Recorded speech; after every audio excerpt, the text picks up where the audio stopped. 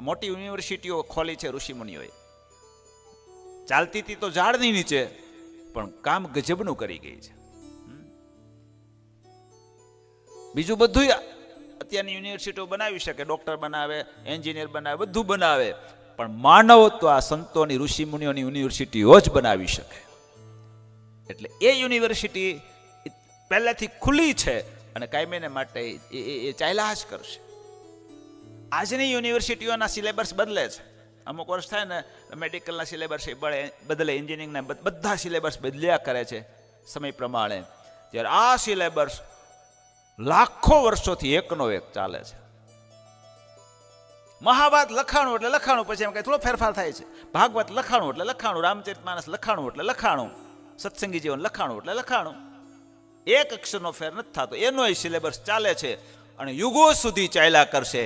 તેમ છતાંય જ્યારે એનો પાઠ કોઈ લેશે ત્યારે એને નવો નવો લાગશે.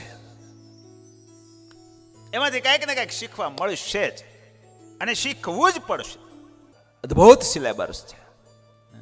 એક વખત આ સિલેબસ હૃદયમાં ઉતરી જાય, કામ થઈ જાય.